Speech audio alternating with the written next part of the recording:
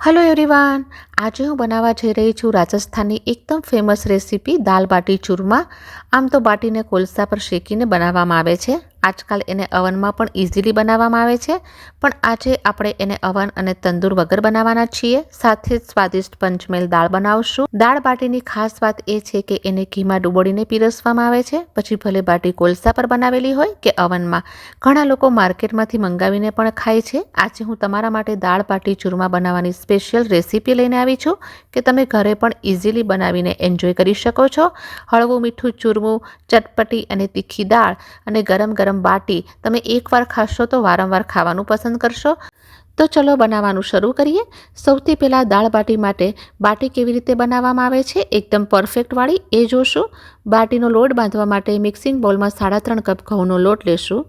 1/4 cup રવો લેશું. સ્વાદના પ્રમાણે મીઠું એડ કરશું. અડધી ટીસ્પૂન બેકિંગ સોડા લેશું. પહેલાં બધા જ ડ્રાય ઇન્ગ્રીડિયન્ટ્સને મિક્સ કરી લેશું અને પછી 1 ટીસ્પૂન અજમાને હાથેથી ક્રશ કરીને લેશું અને 1/4 કપ એટલે કે 4 મોટી ચમચી ઘી એડ કરશું. ઘી એટલે કે મોણ નાખશું. ઘી અને ઘઉંના લોટને આપણે હાથેથી આ રીતે રબ કરવાનું છે, સારી રીતે મેળવવાનું છે, જેથી ઘી અને લોટ સરસ મિક્સ થઈ જાય અને આપણી જે બાટી છે એ પરફેક્ટ બને. મોણને ચેક કરવા માટે બસ આ લોટને આ રીતે પ્રેસ કરીને જોશું તો એ સરસ રીતે ભેગો થઈ જશે, મતલબ કે આપણું મોણ પરફેક્ટ લાગ્યું છે. પછી ધીરે ધીરે પાણી એડ કરવાનું છે. તો 1 કપ જેટલું પાણી વાપરી રહી છું. 2 થી 3 બેચીસમાં ધીરે ધીરે પાણી એડ કરી અને લોટને સારી રીતે મિક્સ કરવાનો છે અને પછી એને એકસાથે ભેગો કરવાનો. એકવાર ડો ફોર્મમાં આવવા માંડે ત્યારે જ એને બાંધવાનો છે. થોડી મહેનત કરવી પડશે કારણ કે એકદમ સ્ટીફ અને કઠણ લોટ હોય છે. તો સારી રીતે 3 થી 4 મિનિટ માટે મસળવાનો છે. તો લોટ બાંધીને રેડી છે. કવર કરી એને 10 મિનિટ માટે રેસ્ટ પર મૂકી દઈએ, જેથી લોટ આપણો સરખો ઢળી જાય અને બાટીને પ્રોપર શેપ આપી શકીએ. હવે દાળ બાટીની દાળ બનાવવાનું જોઈ લઈએ. તો હું અહીંયા 5 દાળનો યુઝ કરી રહી છું. સૌથી પહેલાં 3 ટેબલસ્પૂન મગની લીલી દાળ લઈશ. 3 ટેબલસ્પૂન તુવેરની દાળ નાખીશ. 3 ટેબલસ્પૂન મગની પીળી દાળ, 2 ટેબલસ્પૂન ચણાની દાળ અને 2 ટેબલસ્પૂન મસૂરની દાળ. તમારી પાસે જે દાળ અવેલેબલ હોય એ લઈ શકો છો અને મેઝરમેન્ટ પણ તમે તમારી રીતે બનાવી શકો છો. હવે આ દાળોને 2 થી 3 વાર પાણીનો યુઝ કરીને સારી રીતે વોશ કરી લેવાની છે, એટલે કે જ્યાં સુધી પાણી તમારું ક્લિયર ના થઈ જાય ત્યાં સુધી ધોઈ લેવાની છે. એમાં ઇનફ પાણી એડ કરીને 10 થી 15 મિનિટ માટે પલાળવા મૂકી દેશું. પલાળ્યા પછી તમે જોઈ શકો છો કે દાળો સારી રીતે ફૂલી જશે. હવે જે આ પાણી છે એને નીકાળી લેશું. પછી દાળને પ્રેશર કુકરમાં એડ કરી લેશું. 1/4 ટીસ્પૂન હળદરનો પાવડર નાખશું. સાથે જ ટેસ્ટના પ્રમાણે મીઠું એડ કરશું. હવે પાણી ઉમેરશું. દાળ કરતાં 1 ઇંચ ઉપર પાણી હોવું જોઈએ. મિક્સ આપી દેશું. પ્રેશર કુકરનું લીડ બંધ કરી અને હાઈ ફ્લેમ પર પહેલાં 1 વિસલ લેશું અને પછી મીડિયમ ફ્લેમ પર 1 થી 2 વિસલ લગાડી લેશું. દાળને પકવી લીધી છે. હવે કુકરને નેચરલી ડીપ્રેશરાઇઝ થવા દેશું. સ્ટીમ નીકળી જાય પછી જ આપણે ચેક કરી શકશું. તો જુઓ, દાળ આપણી સરસ બોઇલ થઈ ગઈ છે, ગળી પણ ગઈ છે. કન્સિસ્ટન્સી હજુ ઠીક છે, પણ આપણે એડજસ્ટ કરી લેશું. દાળને થોડી સ્ટર કરી સરસ રીતે ઘૂંટી લેશું, જેથી બધી જ દાળ એકબીજા સાથે મળી જાય. બસ હવે આમાં આપણે એક વઘાર આપવાનો છે. વઘાર એકદમ સિમ્પલ છે, પણ એનો ટેસ્ટ એકદમ લાજવાબ છે. વઘાર આપવા માટે કડાઈમાં 3 ટેબલસ્પૂન તેલ એડ કરશું. તેલ એકવાર ગરમ થઈ જાય 1 ચમચી જીરું એડ કરશું.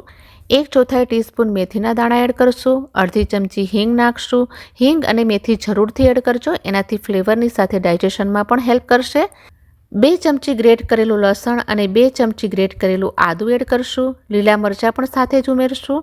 આ બધી જ વસ્તુને સારી રીતે સ્ટર કરી લેશું. આદું, લસણ અને મરચાંને હલકું સાંતળી લેશું.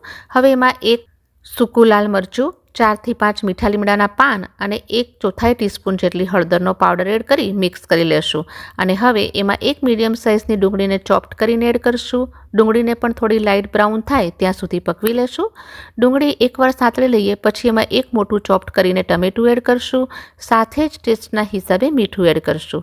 મિક્સ આપી દઈએ. એને કવર કરી અને ટમેટાને ગળાવવાના છે, સોફ્ટ કરવાના છે. એકવાર ટમેટા સોફ્ટ થઈ જાય ફ્લેમને સ્લો કરી એમાં થોડા મસાલા એડ કરશું. 1 ચમચી ધાણા જીરુંનો પાવડર અને 1 ચમચી કાશ્મીરી લાલ મરચાંનો પાવડર એડ કરશું. મિક્સ કરી અને 1 થી 2 મિનિટ માટે સાંતળી લેશું. મસાલા સારી રીતે સંતળાઈ ગયા છે, તેલ રિલીઝ થઈ ગયું છે. પછી એમાં જે આપણી બાફેલી દાળ છે એ ઉમેરશું અને સાથે થોડું પાણી એડ કરી લઈએ. પાણી તમે તમારી રિક્વાયરમેન્ટના હિસાબે એડ કરી શકો છો, જેટલી પાતળી કે ગાઢી જોઈતી હોય. મીડિયમ કન્સિસ્ટન્સી જ રાખવાની છે. આ સ્ટેજ પર દાળને ફક્ત 4 થી 5 મિનિટ માટે કૂક કરી લેશું. તો દાળ સરસ રીતે ઉકળી ગઈ છે. લાસ્ટમાં એના ઉપર લીલા ધાણા સ્પ્રિંકલ કરી લેશું. તો દાળ આપણી રેડી છે. લોટે પણ 10 મિનિટનો રેસ્ટ લઈ લીધો છે. થોડો પોર્શન લઈ લેશું અને બાટીનો શેપ આપશું. કટોરી જેવો શેપ આપી દેવાનો અંગૂઠા અને હાથની મદદથી. જેવો આપણે પરોઠાના ફિલિંગ ભરવા માટે શેપ બનાવીએ છીએ એવો શેપ આપ્યો છે. એવો શેપ આપ્યા પછી જે કિનારીઓ છે એને અંદરની સાઈડ લેતા જવાનું અને એને બોલ શેપ દેવાનો છે. આ પ્રોસેસ આપણે એટલા માટે કરી છે કે જે બાટી છે એ અંદર સુધી સરસ રીતે શેકાઈ જાય અને એના લેયર્સ જોવા મળે. એકવાર બાટીને આ રીતે શેપ કરી લીધો પછી પ્લસ શેપ કરી લેવાનો છે નાઇફની હેલ્પથી. તો બધી જ બાટીઓને આ રીતે શેપ કરી લેશું. તો આજે આપણે બાટીને અપ્પે મોલ્ડમાં બનાવશું. મોલ્ડને ગેસ પર રાખીને થોડું ઘી કેવિટીમાં એડ કરશું અને ઘી હલકું મેલ્ટ થાય બાટીઓને પ્લેસ કરશું. અપ્પે મેકરને મીડિયમ હોટ ગરમ કરવાનું છે, બહુ વધારે નહીં. બાટી પ્લેસ કરી લીધા પછી એને કવર કરી લેવાની છે. કવર કરી અને 5 થી 7 મિનિટ માટે એકદમ સ્લો ફ્લેમ પર કૂક કરવાની છે. આરામથી જ પકવવાની છે તો જ તમારી બાટી સરખી રીતે શેકાશે, નહીંતર બાટી બહારથી કલર પકડી લેશે અને અંદરથી કાચી રહેશે. તો એ વાળી બાટી ખાવાની બિલકુલ મજા નહીં આવે. 5 થી 6 મિનિટ પછી લીડને ઉઠાવશું તો આવી વુડન સ્ટિક કે પછી નાઇફની હેલ્પથી બાટીને ફ્લિપ કરી લેશું. તો તમે જોઈ શકો છો કે કેટલો સરસ કલર પકડવાનું શરૂ કરી લીધું છે બાટીએ. હવે એના ઉપર થોડું ઘી સ્પ્રિંકલ કરશું. ઘી લગાડ્યા પછી ફરી કવર કરી લેશું અને 5 થી 7 મિનિટ માટે એકદમ સ્લો ફ્લેમ પર શેકવાની છે. આ જે પ્રોસેસ છે ફ્લિપ કરવાની અને ઘી લગાડવાની તમારે 2 થી 3 વાર કરવાની છે, જ્યાં સુધી તમારી બાટી બંને સાઈડથી ક્રિસ્પી અને ગોલ્ડન બ્રાઉન ના થઈ જાય. તો જુઓ બાટી આપણી ઓલમોસ્ટ રેડી છે, પણ હજુ એક ફાઇનલ સ્ટેપ બાકી છે. મેલ્ટેડ ઘી લેશું, બાટીને લઈને ઘીની અંદર ડીપ કરી લેશું.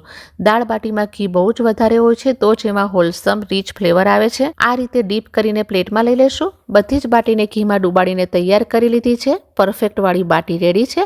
હવે ચૂરમું બનાવી લઈએ. 3 થી 4 બાટીને લઈને આ રીતે તોડીને ગ્રાઇન્ડિંગ જારમાં લઈ લેશું.